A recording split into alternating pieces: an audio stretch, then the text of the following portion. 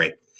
So as an update for businesses, we will be sharing this in the e-blast that follows up and also on our YouTube afterwards, that the gift to gift card program, we provided an update last time we met in April.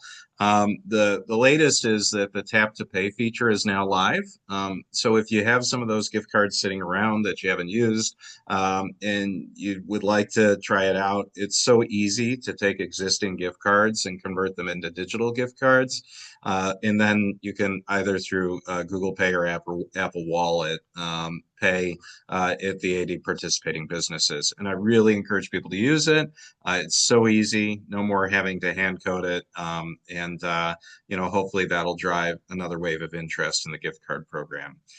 Next, I wanted to provide a top level update on some of the things we're doing with marketing. And well, I don't think he's here. Caleb Firing's the new chair of the marketing team. And, this gives you a sense of our growth in followers from the start of the program through basically today, with our biggest impact being our e-blast and also Instagram. And then you see all the others kind of there at the bottom. I think that reflects where most people are at today or where we're finding them and engaging with them. And this website data with users and event count also illustrates that we tend to have our tentpole event, which is around Restaurant Week, that gets a lot of attention, but we've also seen incremental growth in users and event count for the website as the organization has got more established, and frankly, as the website has gotten more professional. Next up, our e-blast tells a similar story with that rise in interest. Particularly interesting is last year how we've seen over 1,000 people subscribe to it. So, that's been encouraging. And we do try to keep the bounces and unsubscribes to the very minimum by being prudent when the e-blast goes out. So a couple of things that Experience Princeton is working on that we want to make sure that businesses, owners, stakeholders are aware of. We have an intern this summer.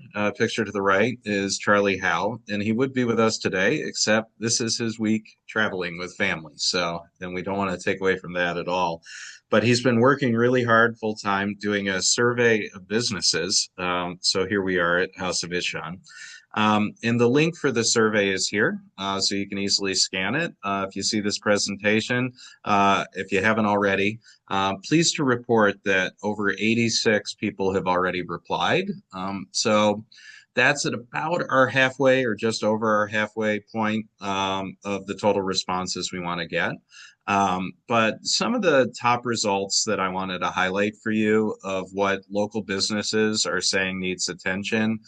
Parking availability, no surprise there, continues to lead the pack. But right behind it, and it's relevant to the presentation today, are the rent and lease costs with about 44%, and the visibility marketing and reach also being one of the top three. So certainly there's work to be done to address that. Then we asked a question a slightly different way: what Experience Princeton initiatives matter most to you? And what we saw is that anything to promote businesses was most important, with over half of people responding to that. And then we see the outdoor dining and joint marketing efforts, and right behind that, trash collection and beautification. So it really touches on all the areas of our work, and we're getting much clearer feedback from businesses about what they want to see us do more of. But I wanted to share this stat because I think it's important to always be grounded in perceptions and realize what people are thinking. So when we asked, how do you characterize Princeton as a place to run a business or own a property? Those top two responses is excellent or very good, with over 80%. So there is a perception among the businesses. What they're telling us is that this is a good place to run a business and own property. So always encouraging to see and hear feedback like that. So shifting gears from the survey, I want to share with you a recent project. And again, while they're not here today, a shout out to Charlie Yedlin and the team of volunteers that spearheaded the Dome Alley upgrades. So this is a before picture and a picture of how it looks today. with the Einstein Museum exhibit installed. Also, what we've seen in the last few months are new painting on the walls, power washing and cleaning, new lighting at night, and some repair of some of the elements that were broken or damaged. So what we're trying to do is make this a welcoming space, and it's also going to help to limit the loitering that has happened before. And so far, so good. So the team is meeting again next month in July, and they'll be talking about future installations. The idea is to rotate different installations throughout the year. But it's a great group of volunteers, very well executed project, and a nice enhancement to the district.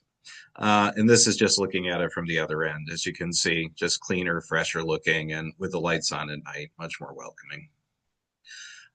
So next up, for those of you who haven't heard of it, we received a $150,000 Main Street grant, and we have about a year to spend the money. So we're focusing primarily on five things: our leasing plan, paintings, plantings, that is, wayfinding, the 250th promotions, and technology upgrades.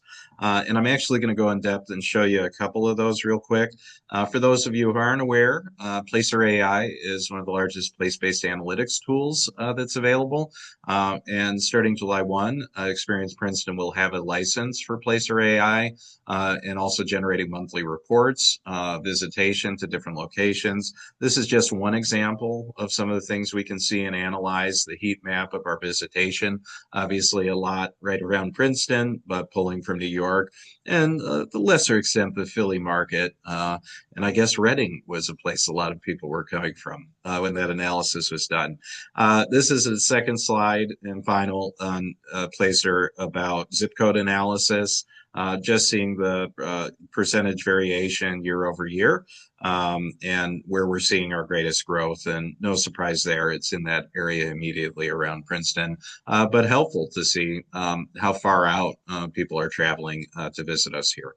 So the goal really is to get marketable insights, market-based insights that we can share with businesses so that they can adapt and adjust to changing circumstances in the marketplace. With that, just a quick screen grab of the 250th page on the Experience Princeton website. That would be experienceprinceton.org/Princeton250. And the logo that was developed by Michael Quancy, a local resident. And no surprise there, he's the same person who developed the Experience Princeton logo. So the two of them look really nice together on the page. And we'll have a lot more to share. But going into the next year, we're spending close to $20,000 on promotions related to the 250th. And last but certainly not least, we want to welcome the three new board members, Mamoon, Kristen, and Michael, each with businesses in town. I believe all residents or soon to be residents in Princeton.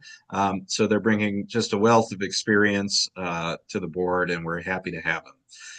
And the last thing is a reminder, if you haven't already, please sign up for the e-blasts. And a new thing to report, that we now have a live form where people can share their events with us so that we can help promote it both on our social media, in our e-blast, our website, even through press releases that we put out. So really easy to go to the form, fill it out, and we'll be responsive as those come in. So with that, I'm going to stop presenting, stop share, and open it up for Q&A. Anyone have any questions?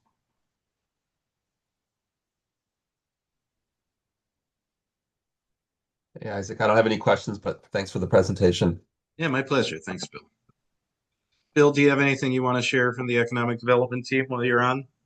No, not really. I've been away for a while, and so I'm just now trying to get caught back up. All right, Um, good. But Bill's done some excellent job with the allowable uses, getting that through, and I think we're just about to re-energize our final push on that. I saw the emails this week, and we have our second interview with the leasing plan consultant this afternoon. And Bill, if you can join us, you're welcome. If for not, we'll send sure. the report out. Okay, thanks. And hopefully we'll have that ready to recommend the board for action next Tuesday when we meet. So it seems to be on that path. Okay. Anyone else? All right. Well, with that, I'm going to give you back 23 minutes of your day and wish you all the best. Take care, everyone. Thank you. Thanks, Isaac.